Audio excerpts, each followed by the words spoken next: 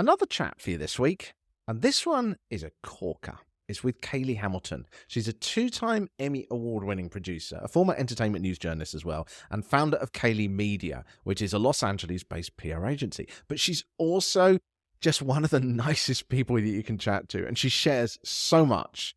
And she's going to tell us in this chat today about how to get that connection with the media by being personal. We talk about corporate relationships with the media, but how do you really get media attention? She's got some amazing insights because as a former journalist, she knows what would have appealed to her. I think you're going to love this chat. In the meantime, welcome back to the interim series 5.5 of the Public Relations Podcast. This is all before we launch series 6 at the end of September. The first month of the show is all completely booked already, but if you would like to come on after that, then let me know. Head to thepublicrelationspodcast.com. Easy enough to remember, thepublicrelationspodcast.com, and click on the menu link at the top which says guest. That's got all the details about the new format and how to get in touch and get yourself booked onto the show. It is going to be an entirely new format. It's going to be nothing like we've heard in the past. I know I've said this quite a few times on this series 5.5. It's going to be focused very much on what's happening in PR that week, some of the PR moments that are going on, PR stories. And if you want to help me chew through that PR news and the PR moments and see what we can learn from them and also talk about some of your own campaigns, then check out that URL and click on the guest link to book your week. Oh, plus also we're going to have a community bag section as well where we will discuss basically the questions that I get sent a lot of questions every week, and we're basically going to discuss those in the show. I'll give more details when we get to that series. Let's get to Kayley Hamilton, though, of KAYLEY Media. So all these chats in this interim series are the bits of interviews that I didn't manage to fit into series 5. So I've already had Kayley on this show, and if you heard that episode then, you'll realize that she shared some amazing stuff in that episode. But these are the bits I didn't get to run. You might hear a couple of little weird edits in there too, as I was trying to sort of put it all back together again. So you might hear the context change suddenly, but there is so much good stuff in here. I think it is really worth it. I'm going to put my takeaways, as always, in the newsletter, which you can also find at thepublicrelationspodcast.com, which is completely free. But let's get over to Kayley Hamilton. It's all about the storytelling, and being a journalist, former journalist myself, you understand as well. It's like journalists want to create headlines which elicit clicks, and it's what's behind that headline. What is the story? What is that thing that connects with the person that will click with their audiences? And so no matter where you are in the world, it's a matter of talking to the human behind the brand or the business or the company and getting to the root of their personal story. It's that story, though, isn't it? It's that emotion, because wherever we are in the world, we're all, I guess as humans, we're hardwired for story, aren't we? And we react to emotion. I know, it has to be relatable. And I always tell my clients this, a lot of people go into PR, or people who own companies, and they're like, okay, we want a press release or we want interviews, but I only want my company getting that exposure. I don't really want to talk about myself. And before I even sign clients on, I'm like, no, it has to be about you, because people care about people. That's how you're going to connect with audiences. And then even connecting with journalists and producers and podcast hosts, if I send them a pitch just about a company, they're going to delete that immediately. They're not going to care.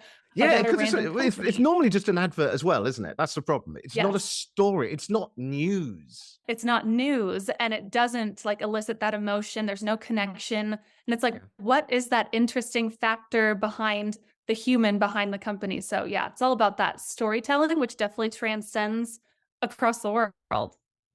I got to ask you about the showbiz world, though, because this ties in beautifully. You were in showbiz for many years. How the heck do you get yourself to stand out?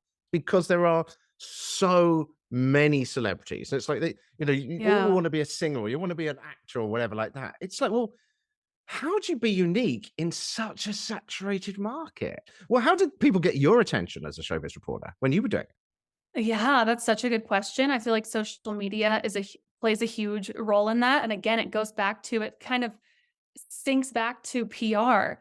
It's the celebrities and the up and coming actors, artists, singers who are putting their actual selves out there on social media and documenting the very real, raw parts of who they are. Who's the person behind the character that they're playing, or the musician that they're being on stage.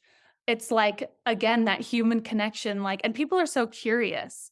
People want to know okay, that's a cool actor, but like, who's that actual person? And obviously, coming from the world of celebrity news, I reported for Entertainment Tonight and Us Weekly magazine.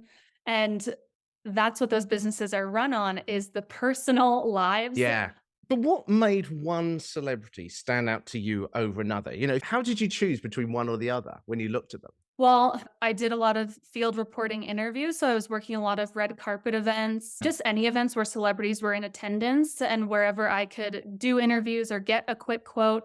And it did come down to the celebrities that shared something unique Yeah. and juicy and headline worthy, whether it was personal or whether it was new information that wasn't out there, something that could be turned into a headline that people would be interested in rather than a kind of canned answer or like a Yes.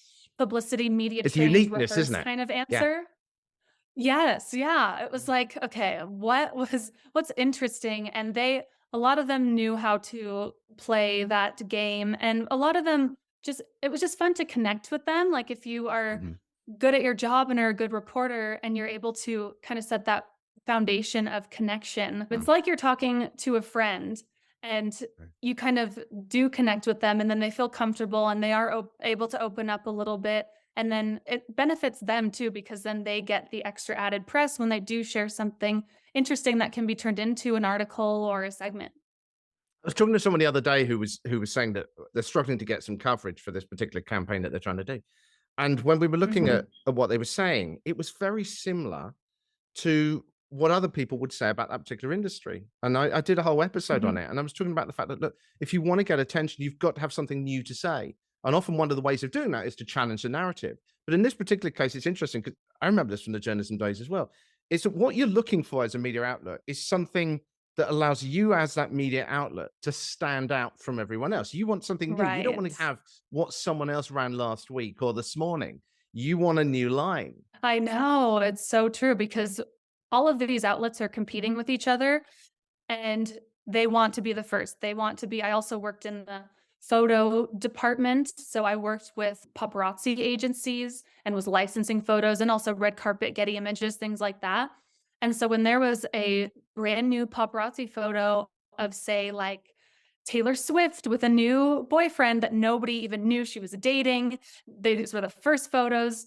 It was so important for those news outlets to be the first to report on the story, to be the first to show the photos because obviously that's huge news and if they're the first, they beat out all their competition, all of the audiences go to that outlet and they get all of that traffic.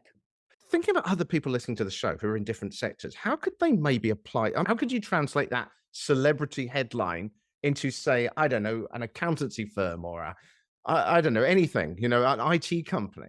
It is about either something that's newsworthy. So if there is something very newsworthy happening in the industry, sometimes I'll just do the newsjacking thing Yeah. where I will Commenting on a story send that's already out out there. Yeah.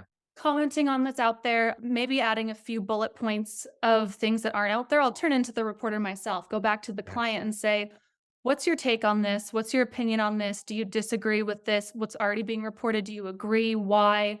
And just kind of have them give me a few bullet points, not even too much information, because obviously I don't want to overload a pitch, Mm. but offering them as an expert to newsjacking that topic, potentially offering some new quotes, kind of sending that out there. And then also telling my clients, and it's easy when clients are very open to speaking on a new narrative that's being reported on the industry and they aren't afraid to kind of push the And they've got an boundaries. opinion, isn't it? Yeah. Their opinion, yes. So if they have a differing opinion, and I always ask this when I'm like onboarding clients too, like, do you have a differing opinion of what is being reported in your industry? And so I'll write all of that down and then I will offer that to reporters. And then I'll just kind of open up the conversation. And then either a reporter will come back and say, yes, like, can they answer these questions? Or yes, can I hop on the phone with them? So those are kind of two ways that I go about that. Yeah. Love it. Love it. Right. Next one. You've written the perfect press release for a journalist and you never hear anything back from them. What Hmm. what is wrong? And yet I mean, we're assuming here the perfect press release, and we know what it's like with press releases. They're not always perfect. It's hard to get a perfect press release. But Yeah. assuming that you have written a perfect press release, it seems like the perfect story. How do you get through to the journalist? If you don't have a Hmm. relationship with them already, of course.